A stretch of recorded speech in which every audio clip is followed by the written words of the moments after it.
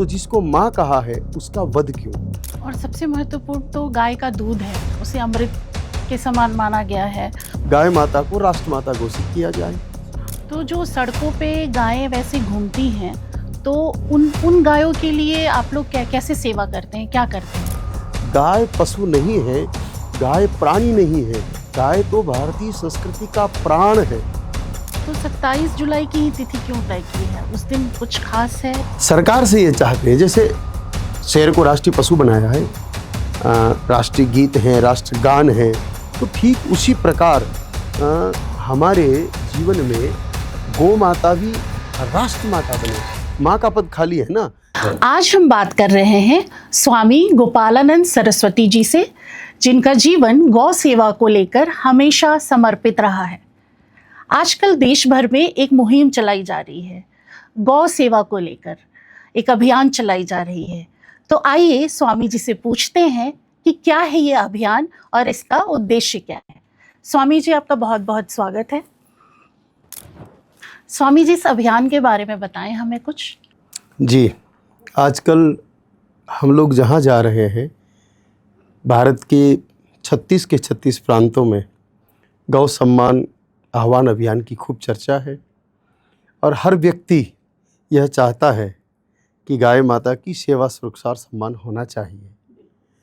भारत में 100 करोड़ लोग ऐसे हैं जिनके हृदय में गाय माता बसती है, जिनकी परंपराओं में गाय माता है, जिनकी जीवन शैली में गाय माता है, और वो चाहते हैं कि हमारी परंपराएं, हमारी जीवन शैली सुरक्षित रहें। इसके लिए वो गाय को बचाना चाहते हैं, गाय की अच्छे से सेवा करना चाहते हैं, गाय को सम्मान देना चाहते हैं। इसीलिए ये एक गौ सम्मान आह्वान अभियान भारत के सभी गौ सेवकों ने और मूर्धन्य साधु संतों ने मिलकर के चला रखा है। जी, कब से ये अभियान चलाई जा रही है और तो कहाँ चलाई जा रही है? इस अभियान की प्रारंभिक जो शुरुआत हुई है उसको लगभग 7 महीने हुए हैं। 7 महीने पहले वृंदावन की धरती से ये अभियान प्रारंभ हुआ था और अब तो ये करीब करीब पूरे भारत में फैल चुका है। कश्मीर से लेकर कन्याकुमारी तक और कोहिमा से लेकर के कांडला तक भारत का कोई प्रांत बचा नहीं है जहां इस अभियान की गूंज ना हो। जी, इस अभियान का उद्देश्य क्या है? इस अभियान का मुख्य उद्देश्य है कि भारत की जो संस्कृति है, भारत की जो परंपरा है, भारत का जो कृषि का मूल आधार है, भारत की जो अर्थव्यवस्था की बौन है, उसको बचाने के लिए उसकी सुव्यवस्थित तरीके से सेवा हो, उसकी सेफ्टी हो और उसको सम्मान मिले, जिससे भारत का सम्मान बढ़े। हम लोग सुनते आए हैं बड़े बुजुर्गों से, इतिहास की पुस्तकों में पढ़ते आए हैं कि भारत सोने की चिड़िया था, भारत विश्वगुरु था, भारत सारे विश्व को निर्देश दिया करता था, भारत दक्षिण से लेकर के, श्रीलंका से लेकर के हिंदुकुश की पहाड़ियों तक फैला हुआ था। लेकिन आज भारत की जो विखंडता हुई है, भारत का जो गुरुत्व है वो कहीं कम हुआ है। जहाँ पर हम कभी माना करते थे कि भारत से निकला हुआ एक आविष्कार पूरे विश्व को अपनी दिशा देता था, लेकिन कहीं देखा जाए तो आज भारत नई चीज़ों के लिए दूसरी तरफ देख रहा है। एक छोटा सा विषय हम समझे कि जिस समय दुनिया में साइकिल नहीं बनी थी, उस समय भारत के आकाश में पुष्पक विमान उड़ा करते थे। जिस समय दुनिया में पैरासीटामोल और डाइक्लोफेनिक सोडियम नहीं थी, उस समय भारत में आचार्य सुश्रुत ऑपरेशन कर दिया करते थे। जिस समय दुनिया के लोगों को 9 से आगे गिनती नहीं आती थी, उस समय भारत में पाइथागोरस प्रमेय, जिसको वैदिक गणित कहा जाता है, और शून्य का आविष्कार हो चुका था। तो एक उन्नत भारत का मूल आधार थी गाय। गाय के आधार पर जीवन शैली थी। प्राचीन काल में एक व्यक्ति पर 100 गाय हुआ करती थी। फिर वो उपेक्षा का शिकार हुआ, मुगल सल्तनत आई, ब्रिटिश सल्तनत आई।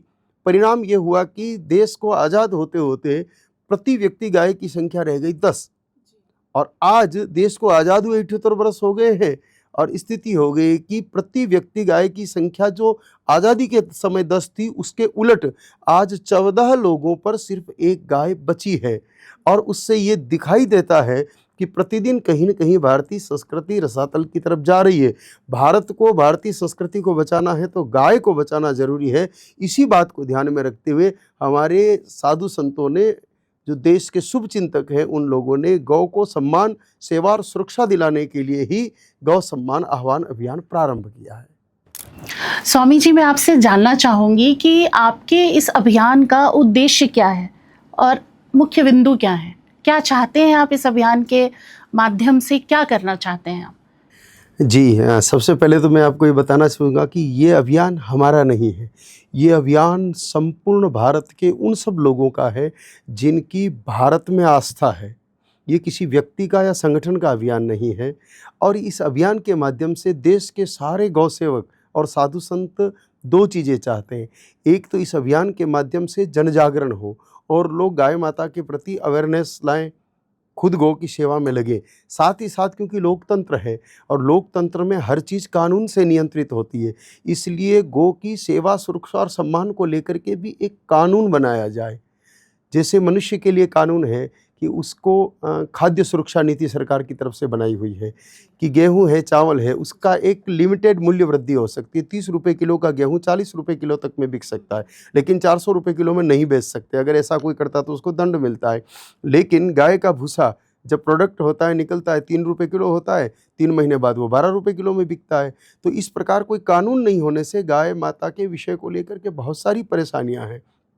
इसके अलावा जिस गाय को भारत ने सदा से ही माँ कहा है, हमारे धर्म ग्रंथों में गावो विश्वस्य मातरः, गावः जगन मातरम, गावः त्रैलोक्यस्य मातरः कहा है, तो जिसको माँ कहा है उसका वध क्यों?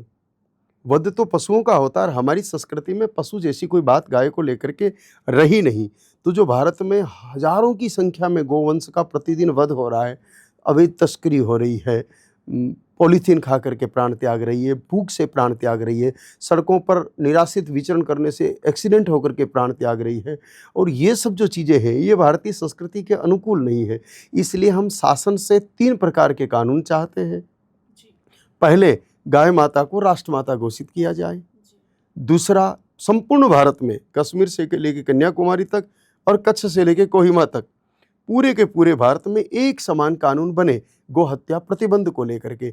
जब देश एक है, हम 1 नेशन 1 इलेक्शन की चर्चा भी सुन रहे हैं, एक देश एक निशान एक विधान की चर्चा भी सुन रहे हैं, तो इस समय भारत के 36 राज्यों में से 16 राज्यों में कानून अलग हैं, 13 राज्यों में कानून अलग हैं और 7 राज्यों में तो गोरक्षा को लेकर के कोई कानून है ही नहीं। तो इस विसंगति को दूर करके सरकार एक केंद्रीय कानून लागू करे जिससे गाय माता की सुरक्षा सुनिश्चित हो जाए।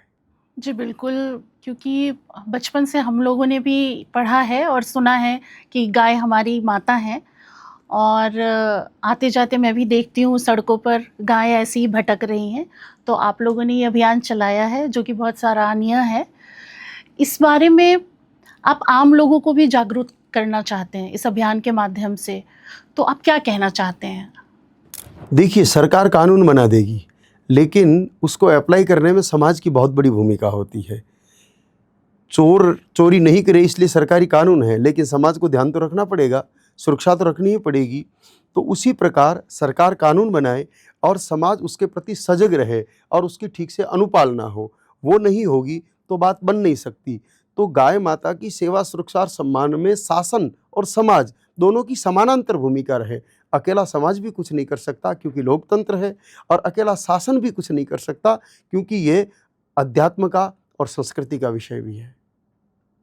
तो जो सड़कों पे गायें वैसे घूमती हैं, तो उन उन गायों के लिए आप लोग कैसे सेवा करते हैं, क्या करते हैं?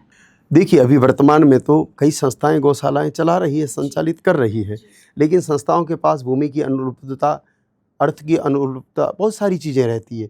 लेकिन अगर सरकार जो समर्थ है, इसमें कोई संदेह नहीं है कि वर्तमान में भारत में जो सरकार है वो बहुत सामर्थ्य रखती है, वो अमेरिका को तक मात देने की ताकत रखती है।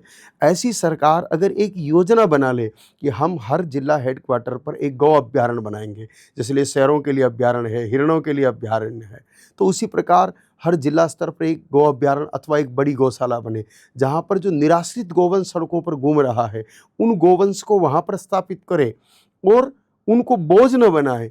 उनके गोबर गोमूत्र का कोई न कोई अच्छा उपयोग हो। जैसे अभी विश्व स्तर पर गैस की किल्लत चल रही है, अगर सीबीजी प्लांट लगा दिया जाए, कंप्रेस्ड बायोगैस, जो गोबर से बहुत अच्छे से तैयार हो सकती है, और उसकी स्लरी को खाद के रूप में उपयोग किया जाए, तो किसानों के लिए भी एक चीज़ होगी, लोगों के लिए भी एक चीज़ होगी। गोमूत्र से बहुत सारी मेडिसिन तैयार हो रही है, जो साफ़ सफाई के सैनिटरी से जुड़ी हुई बहुत सारी चीज़ें बन रही है, पैंट बन रहा है। तो ये सारी चीज़ें उन गौशालाओं में लागू की जाए कि गाय की सेवा हो, उसके गोबर गोमूत्र का सदुपयोग हो, ताकि वो हमारी देश की आर्थिक व्यवस्था में भी मदद करे और गाय भी सुखी हो। उनको सड़क पर पॉलीथीन नहीं खानी पड़े, रास्ते जाम नहीं हो, लोगों को दुर्घटना का भय नहीं हो। तो इस प्रकार से सरकार से हम ये चाहते हैं कि वो सरकारी भूमि पर, वन भूमि है, गोचर की बहुत सारी भूमियाँ भारत में पड़ी है जिन पर लोगों ने कब्जा कर रखा है, उनको खाली करवाए सरकार और वहाँ पर इस प्रकार की गौशाला या गौ अभयारण्य की स्थापना करे। और सबसे महत्वपूर्ण तो गाय का दूध है, उसे अमृत के समान माना गया है और बच्चे गाय का दूध पीकर ही बड़े हो रहे हैं। तो कहीं ना कहीं एक उज्जवल भविष्य की भी कामना की जा रही है, स्वस्थ बच्चों के कामना की जा रही है। तो स्वामी जी, गाय को लेकर आप लोगों के अंदर इतना समर्पण कैसे आया? ऐसा क्या मोड़ था जब इस मुहिम को लेकर आप चाहे कि हम आगे बढ़ते हैं? गाय ही क्यों? देखिए, हमारे ऋषियों ने उसको माँ कहा है तो कुछ तो होगा। माँ एक ऐसी होती है जो अपने बालक को सभी प्रकार से सुरक्षित करती है, रोगों से रक्षा करती है, कुपोषण से रक्षा करती है, दुश्मनों से रक्षा करती है, प्राकृतिक आपदाओं से रक्षा करती है। तो हम लोगों ने बहुत इसका सूक्ष्म अध्ययन किया है, तो पाया है कि वर्तमान समय में विश्व को प्रदूषण से, युद्ध से, कुपोषण से, वायरस से बचाने का सबसे बड़ा अगर कोई साधन है तो वो गाय ही है। आज अगर भारत सुरक्षित है, देखिए दुश्मन तो भारत के भी हैं, लेकिन भारत पर आक्रमण नहीं हो रहे। पूरा विश्व बारूद के ढेर पर बैठा है, आए दिन युद्धों की आप जो घटनाएं सुन रहे हैं, लेकिन भारत में गौ शक्ति होने का ऐसा एक दिव्य प्रभाव है जिसके कारण भारत अभी शांत है।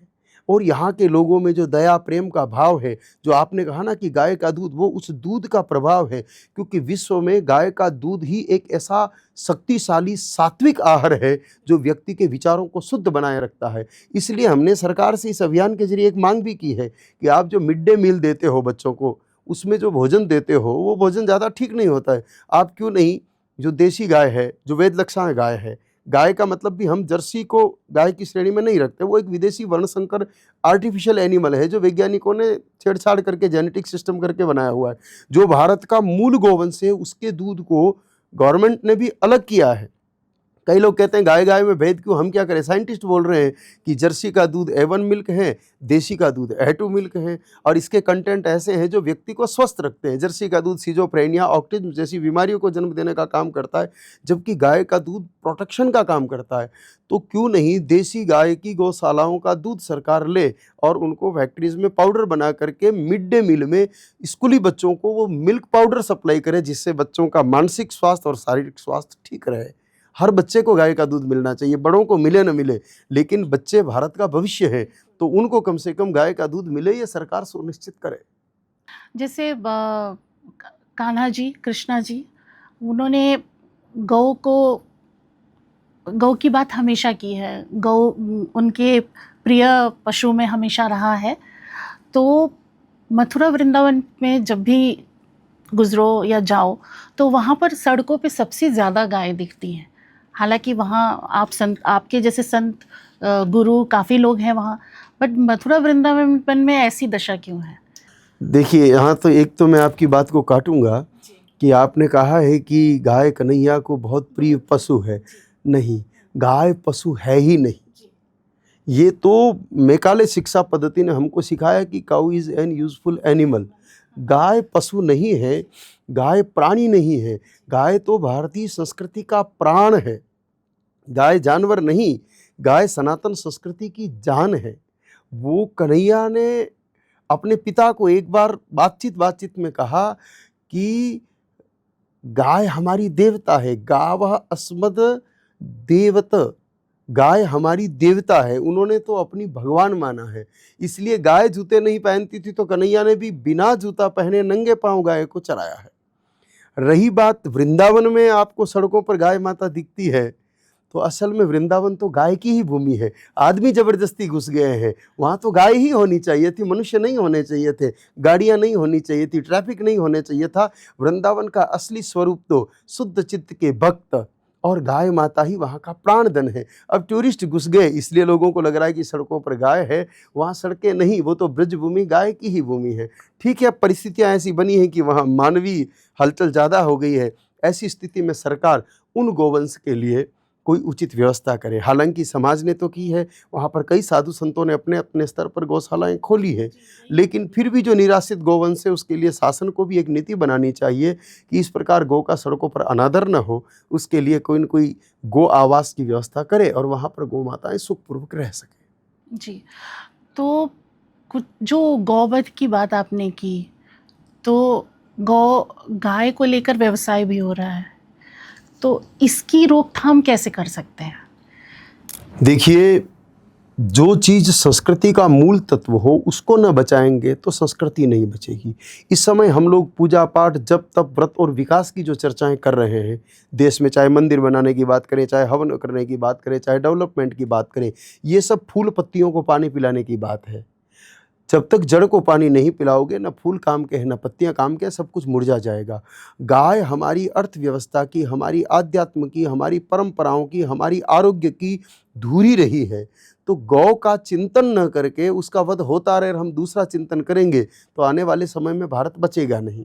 एक कटु सत्य है कि सिंध और बंगाल के लोगों ने गौ का चिंतन नहीं किया, वहाँ पर गौ कटती रही, वहाँ की डेमोग्राफी बदली, वहाँ ऐसे लोग खड़े हो गए जिन्होंने कहा कि हमें भारतीयों के साथ नहीं रहना, पाकिस्तान और बांग्लादेश का सृजन हुआ। तो गौ का वध भारत को तक तोड़ने की शक्ति रखता है। इतिहास उठा के देखेंगे तो रावण ने यही आदेश दिया कि हमें अगर भारतीय सभ्यता को नष्ट करना है तो गाय को नष्ट करो। जेहि जेहि नगर धैनु द्विज पाई, गांव नगर तेहि आग लगाई, जहां जहां गाय दिखे वहां आग लगा दो। यही बात हिरण्यकश्यप ने भी कही, यही बात हिरण्याक्ष ने भी कही।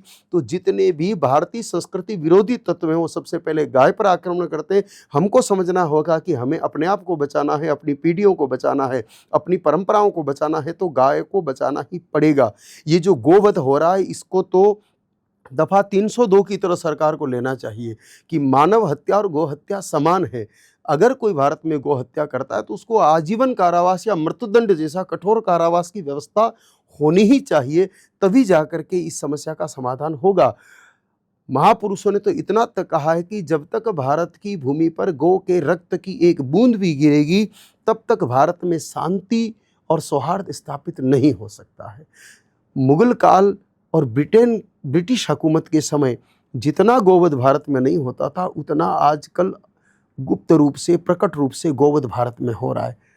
केरल, बंगाल, नागालैंड जैसी जगह पर खुलेआम गोवध हो रहा है, अन्य राज्यों में छुपे हुए आड़ में गोवध हो रहा है, लेकिन बड़ी मात्रा में गोवध हो रहा है। जो गौ की संख्या घट रही है वो भारत के भविष्य के लिए ठीक नहीं है। इसलिए गोवध तो बंद शासन को कानून की कलम से करना ही होगा। जी, मैं ये जानना चाहूँगी कि ये जो मुहिम चल रही है, तो क्या इसमें आप जैसे संत ही शामिल हैं या कोई और लोग भी हैं जो जुड़े हैं आपसे? देखिए, इस मुहिम की सुंदरता इसी बात में है कि ये मुहिम किसी एक व्यक्ति की नहीं है। आपने आमतौर पर देखा होगा कि जब भी कोई कैंपेन चलता है, जब भी कोई मूवमेंट चलता है तो कोई अध्यक्ष होता है, कोई एक संस्था बनाई जाती है, ये प्रमुख है, इनके नेतृत्व में हो रहा है। लेकिन अब की बार संतों ने और गोभक्तों ने मिलकर कहा कि व्यक्तिवाद विकार और विद्रोह का कारण बन जाता है अंत में। इसलिए इस संपूर्ण अभियान में अध्यक्ष गाय का पुत्र नंदी रहेगा, संरक्षक गाय माता रहेगी, बाकी सारे साधु संत, विद्वान, वैज्ञानिक, लॉयर, ये सब इसमें सेवा के रूप में काम करेंगे। इसमें केवल साधु संत नहीं है, इसमें साइंटिस्ट भी शामिल है, कई सारे बड़े बड़े ऑफिसर शामिल है, सेलिब्रिटी शामिल है, फिल्म जगत के कई लोग इस अभियान में जुड़ चुके हैं, खेल जगत के, क्रिकेट जगत के कई लोग इस अभियान में जुड़ चुके हैं। अच्छे बड़े बड़े लोग इसमें शामिल हो रहे हैं, आशुतोष राणा जी, प्रकाश जी झा, अभी हाल ही में जो केरला 2 फिल्म जो रिलीज हुई उसकी उल्का गुप्ता, कई लोग इस मूवमेंट में शामिल हो चुके हैं। तो ये मूवमेंट केवल संतों का नहीं बल्कि समस्त भारतीयों का मूवमेंट हो चुका है। यहाँ तक कि जब इस मूवमेंट से जुड़े हुए लोग जम्मू कश्मीर पहुँचे तो वहाँ के मुस्लिम समुदाय ने बढ़ चढ़ करके इसमें हिस्सा लेने का वचन दिया है कि ये कोई धर्म का विषय नहीं, ये तो भारत का विषय है, हम लोग करेंगे। भोपाल के कई मुसलमान खुल कर के सामने आए हैं कि बिल्कुल ये तो भारतीयता की बात है, गाय तो सबको दूध देती है, किसी एक वो दूध देते समय ये नहीं सोचती कि ये हिंदू या मुस्लिम है, ये तो सबका विषय है, इसलिए इसमें सब शामिल हैं। तो जैसे कि मैं आपसे पहले बात कर रही थी, तो आपने कहा कि इसे राष्ट्रीय पशु का दर्जा देना चाहिए। नहीं, हमने एक बात पहले की कि ये पशु है ही नहीं, तो पशु का दर्जा नहीं, ये माँ है, तो राष्ट्र माता का इसको गौरवमयी स्थान प्राप्त होना चाहिए। आप चाहते हैं कि गौ को राष्ट्र माता का नाम दें? सरकार से ये चाहते हैं, जैसे शेर को राष्ट्रीय पशु बनाया है, राष्ट्रीय गीत हैं, राष्ट्रगान है, तो ठीक उसी प्रकार हमारे जीवन में गौ माता भी राष्ट्र माता बने। माँ का पद खाली है ना, सारे के सारे पद भरे हुए हैं, लेकिन माँ का पद खाली है, और माँ के बिना तो सब कुछ अनाथ होता है। जिस दिन गाय माता को राष्ट्र माता बना दिया, समझ लो कि भारत पुनः उस गौरव को प्राप्त करेगा जिस गौरव पर वैदिक काल में था। भारत सोने की चिड़िया भी बनेगा, भारत अखंड भी बनेगा, सारे सपने पूरे होंगे अगर गाय माता को राष्ट्र माता बना दिया जाए तो। स्वामी जी, ये जो अभियान आप लोग चला रहे हैं, इसकी रूपरेखा क्या है? हाँ, पहले तो हम आपको याद दिलाना चाहेंगे कि ये अभियान हम लोग नहीं चला रहे हैं, ये अभियान पूरा भारतवर्ष चला रहा है। हर भारत का बेटा बेटी इस अभियान को चला रहा है, चाहे वो साधु संत हैं, चाहे गृहस्थ हैं, सब चला रहे हैं। और आपने रूपरेखा की बात कही है, तो अभियान की रूपरेखा संत महापुरुषों ने, विद्वानों ने, वैज्ञानिकों ने और लॉयर्स ने मिलकर एक बड़ी सुंदर योजना तैयार की है। मैंने भी मेरे जीवन में बहुत सारी योजनाएं देखी, लेकिन इतनी सुंदर और इतनी सुव्यवस्थित योजना मैंने पहली बार देखी है। सबसे पहले तो इस अभियान को बिल्कुल अहिंसक और शांतिपूर्ण रखा है। यहाँ तक कि आप व्यक्तिगत या सोशल मीडिया पर किसी भी संगठन, किसी भी संस्था, किसी भी शासन के खिलाफ अशोभनीय टिप्पणी नहीं कर सकते हैं। ये बाध्यता की है। कोई तोड़फोड़ नहीं, कोई हिंसा नहीं, राष्ट्र की संपत्ति को नुकसान नहीं पहुंचाना, किसी की निजी संपत्ति को नुकसान नहीं पहुंचाना, बिल्कुल एकदम शांतिपूर्ण और सात्विक रास्ते से आगे बढ़ना है। क्योंकि माँ है ना, तो गाय का बेटा तो पूरा देश है, तो अगर नुकसान पहुंचा के काम करेंगे तो गाय माता को दुख पहुंचेगा। इस अभियान का मूल उद्देश्य गाय माता को सुखी करना है, तो फिर गाय माता को दुख पहुंचाना उचित नहीं है। इसलिए शांतिपूर्ण तरीके से आगे बढ़ेंगे। अब तक 6 महीनों में गांव-गांव जाकर के इस अभियान को लेकर के चर्चा की है। ये अभियान सोशल मीडिया पर बहुत ज़्यादा हाईलाइट नहीं किया, उसके लिए कोई प्रयास भी नहीं किया, कोई विशेष प्लेटफॉर्म तैयार नहीं किया, लेकिन धरातल पर ये इतना गहरा जा चुका है कि भारत का गौ सेवा को लेकर के ये पहला मूवमेंट है जो भारत के 36 प्रांत, सामान्य तौर पर दक्षिण और पूर्वांचल के राज्यों में इस प्रकार के मूवमेंट नहीं खड़े होते, लेकिन अब की बार सभी राज्यों में यह मूवमेंट बहुत अच्छे से खड़ा हो चुका है। इसमें सबसे पहला क्रम 27 अप्रैल 2026 को पहला प्रार्थना पत्र देने का रखा है। 6 महीने में जो तैयारी हुई है, भारत के 36 प्रांतों के 790 जिले और 790 जिलों की करीब 5400 तहसीलें हैं। 5400 तहसीलों से ये प्रार्थना प्रारंभ होगी। पहले अटेम्प्ट में सारे साधु संत मिलकर के करीब 5400 संत इसमें आगे रहेंगे, और उस तहसील के कहीं 10,000, कहीं 15,000, कहीं 20,000, कहीं तो 1.25 लाख लोग प्रार्थना पत्र लेकर के जाएंगे। 5-5 लाख सिग्नेचर एक एक तहसील में हो चुके हैं, ऐसी भी स्थिति है। तो हाथी के ऊपर सारे सिग्नेचर सीट और प्रार्थना पत्र रख करके 27 अप्रैल को पूरे देश की हर तहसील से लोग जाएंगे और प्रार्थना पत्र देंगे कि ये प्रार्थना पत्र 4 लोगों के नाम पर होंगे। भारत के माननीय राष्ट्रपति, भारत के यशस्वी प्रधानमंत्री जी, भारत प्रत्येक राज्य के माननीय राज्यपाल महोदय और प्रत्येक राज्य के मुख्यमंत्री महोदय को, 4 जनों को ये प्रार्थना पत्र जाएगा, हर जगह से जाएगा। 5400 तहसीलों से प्रार्थना पत्र देंगे। प्रार्थना पत्र में मूल भाव यही कि वर्तमान सरकार ने खूब उत्तम कार्य किए हैं, धारा 370 हटाई है, राम मंदिर के निर्माण की महत्वपूर्ण जो कार्यशैली है वो हमने देखी ही है, और भी विकास के कई नए पायदान रचे हैं, लेकिन गाय माता का कार्य अधूरा है। इस कार्य के लिए हम आपके सामने प्रार्थना लेकर आए हैं। हमारी कंप्लेन नहीं है, न शिकायत है, न ज्ञापन है, न कोई उग्र आंदोलन है। हमारा एक ही भाव है कि हम विनयपूर्वक प्रार्थना आपके सन्मुख लेकर के आए हैं। हम तो सनातनी हैं, राजा को भगवान का प्रतिनिधि मान के चलते हैं, और भगवान के प्रतिनिधि के सामने हम प्रजागण एक प्रार्थना लेके आए हैं कि स्वतंत्रता के 78 वर्षों से जो कार्य अपूर्ण है उस कार्य को आप पूर्ण कीजिए, गौ माता को राष्ट्रमाता घोषित कीजिए, संपूर्ण भारत में गोवध पर प्रतिबंध लगाइए और गौ सेवा को लेकर के कोई केंद्रीय कानून, केंद्रीय नीति निर्धारित कर दीजिए जिससे गाय माता सुखी रहे, स्वस्थ रहे, सम्मानित रहे। यह पहला प्रार्थना पत्र देंगे 27 अप्रैल 2026 को। उसके बाद 90 दिन तक सरकार से चर्चा चलेगी।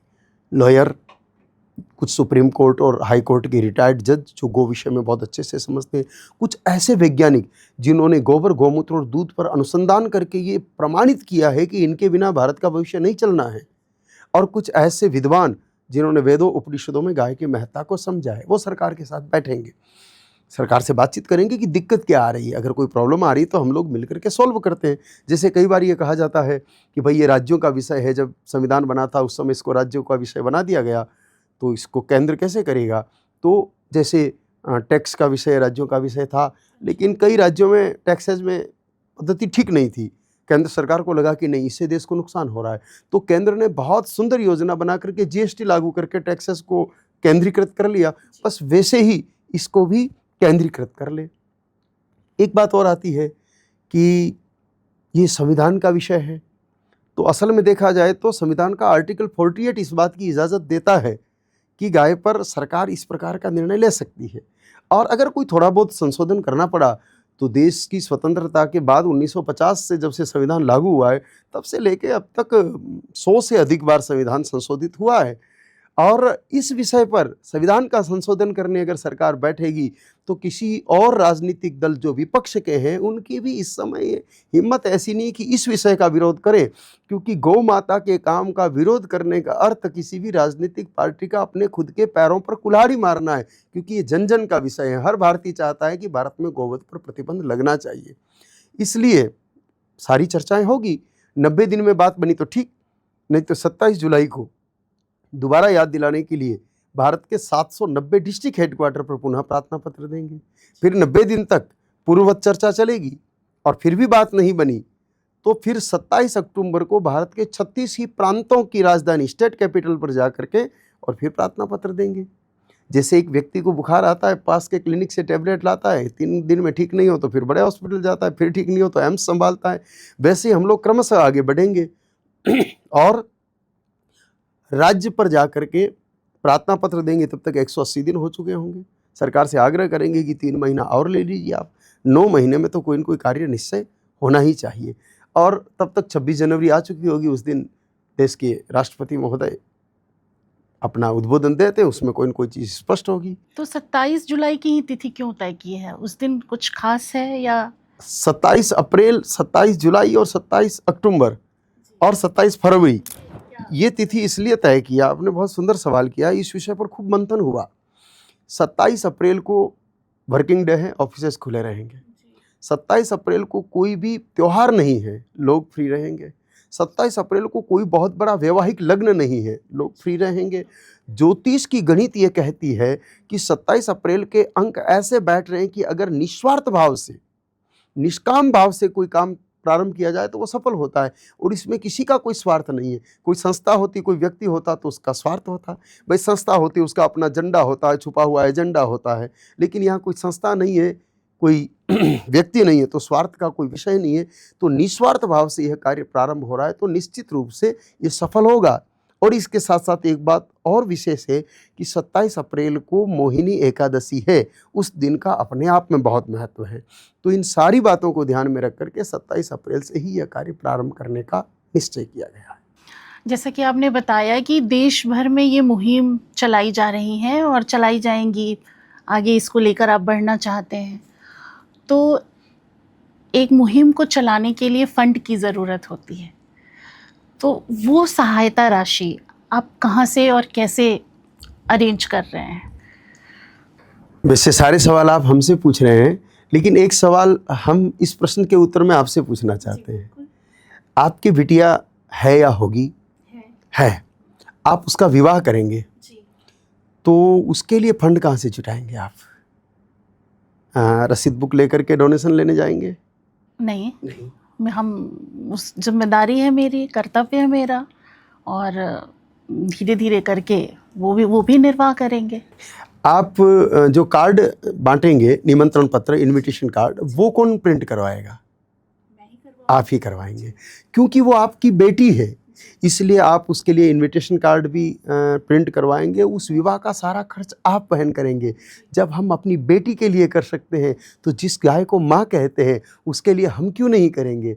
और क्योंकि गाय संपूर्ण भारत की माँ है, इसलिए हर भारतवासी इसमें बिना कुछ किए अपने आप लगेगा। इसके लिए मांगने की ज़रूरत नहीं पड़ेगी। और ये स्पष्ट दिख रहा है। जब प्रारंभ में ये बात आई कि डोनेशन कैसे होगा, संस्था नहीं बनेगी, तो संतों ने कहा कि माँ के लिए डोनेशन मांगने की क्या आवश्यकता है, ये तो अपने आप होगा। लोगों को आश्चर्य हुआ कि क्या होगा, लेकिन हो रहा है। अब तक करोड़ों पत्रक इस मुहिम को लेकर के प्रिंट हो चुके हैं।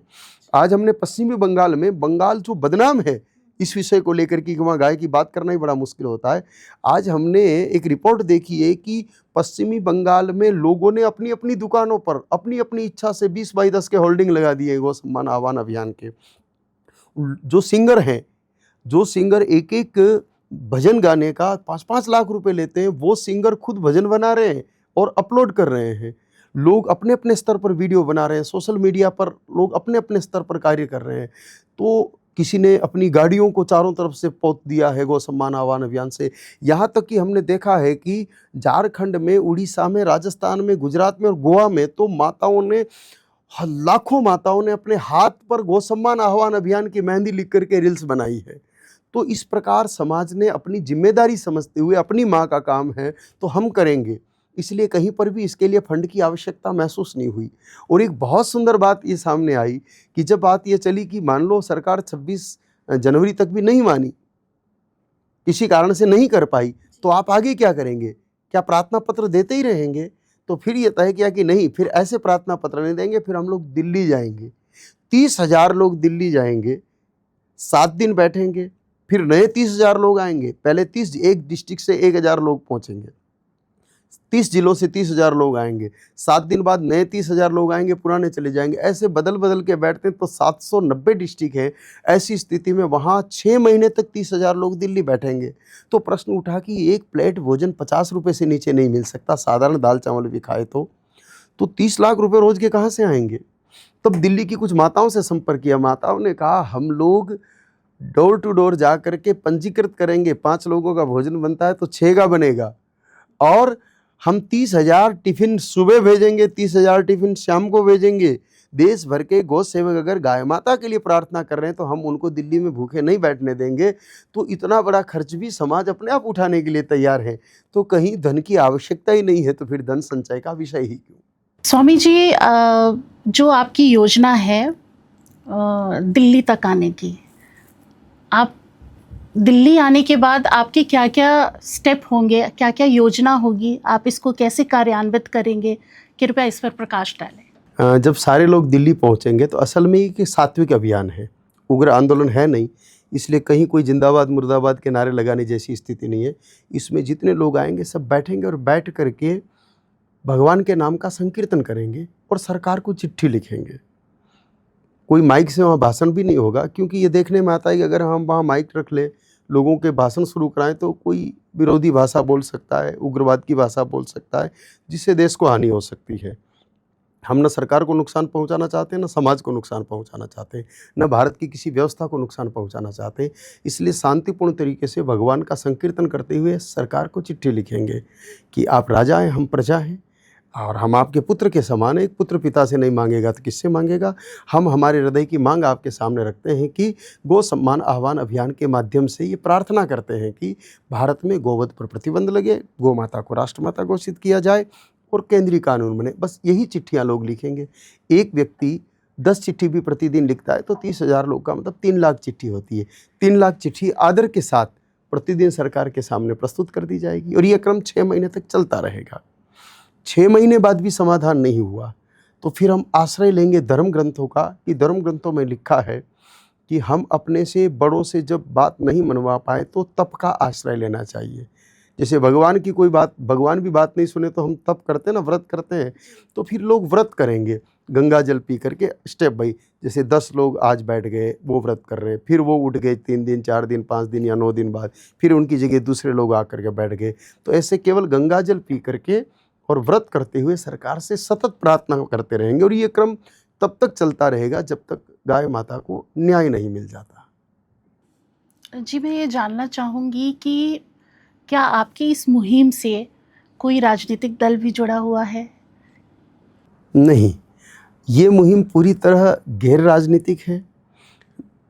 इससे आगे भी कोई राजनीतिक प्राप्त करने की योजना नहीं है, और किसी से राजनीतिक द्वेष भाव से भी ये कार्य नहीं किया जा रहा है।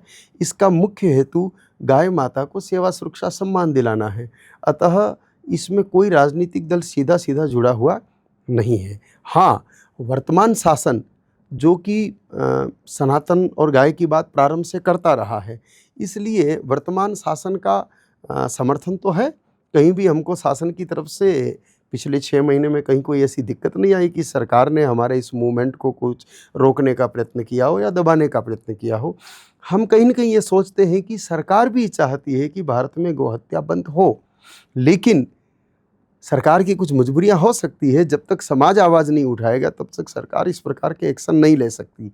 इसलिए एक तरह से ये पूरी मुहिम सरकार की जो मंशा है कि भारत में गोवध बंद होना चाहिए, गौ का कल्याण होना चाहिए, गौ की सेवा होनी चाहिए, गौ को लेकर के अच्छे कानून बनने चाहिए, तो ये मुहिम कहीं न कहीं सरकार की मदद भी करेगी। तो किसी पार्टी का विषय नहीं है ये, पर हाँ, जो सरकार है उनका देश में राज्य है, तो उस समय हम उसी सरकार के अधीनस्थ हैं। चाहे वो किसी भी दल की हो, राजा राजा होता है, प्रजा प्रजा होती है। तो पर्टिकुलर किसी पार्टी का इसको न कोई सपोर्ट है, न कोई विरोध है। किसी पार्टी ने न तो इसका विरोध किया है और न किसी पार्टी का इसको समर्थन मिला है। ये दल से ऊपर उठ करके समग्र सनातन समाज और समग्र भारतीयता का मंत्र है कि हम लोग गाय को बचाएं।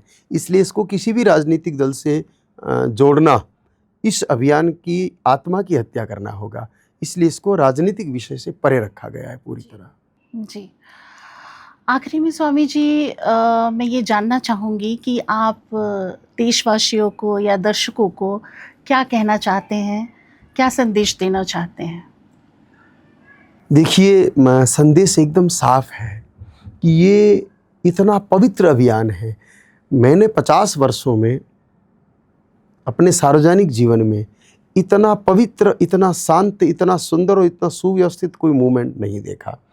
मैंने अब तक गौ सेवा के कार्य में पिछले 35 वर्षों से लगा हूँ, लेकिन गाय माता के लिए इस प्रकार की योजना पहली बार मैंने देखी है।